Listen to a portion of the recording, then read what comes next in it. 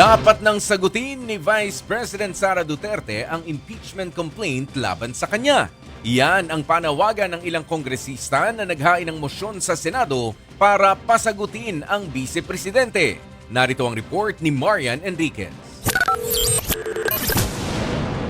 Pinangunahan ni House Minority Leader Nonoy Libanan ang hanay ng House Prosecutors sa paghahain ng mosyon kay Senate President Cheese Escudero para ipag-utos na magsumite ng tugon si Vice President Sara Duterte sa Articles of Impeachment laban sa kanya sa loob ng 10 araw. Tinanggap ng Senado ang mosyon kaninang umaga. Pero base sa naunang inilabas na kalendaryo ng Senado, June 2 pa nakatakda ang presentation ng Articles of Impeachment habang June 4 ang pag-i-issue ng summons. Higit 2 buwan pa yan mula ngayon. Pero ayon sa mga House Prosecutor, June 4 is not 10 days. Napakalayo po niyan. Parang ginigising lang namin, ito yung rules ninyo po.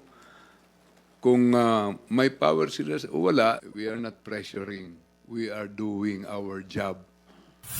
kasama ni Libanan sa paghahain ng entry with motion to issue summons sa Senado, ang kasamahang prosecutor na si One Rider Party List Representative Rog Gutierrez, Deputy Majority Leader Paulo Ortega at Assistant Majority Leader Jay Conghun. March 14 pa raw nila pinirmahan ng mosyon pero hindi lang muna ipinasa dahil ang buong akala nila nakabreak ang Senado. Apparently, nagkaroon po sila ng hearing last Thursday nung committee ni Senadora Amy. Ibig sabihin, nagtatrabaho pa rin po ang Senado.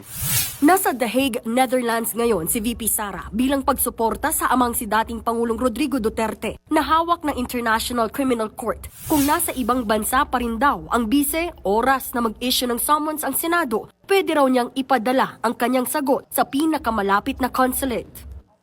Hindi pa raw nakikita ni Senate President Cheese Escudero ang inihaing mosyon ng House Prosecutors. Pero ire-refer na raw ito sa Senate Legal Team at pag-uusapan bukas. Aaksyonan daw nila ito ng naaayon at sa tamang panahon.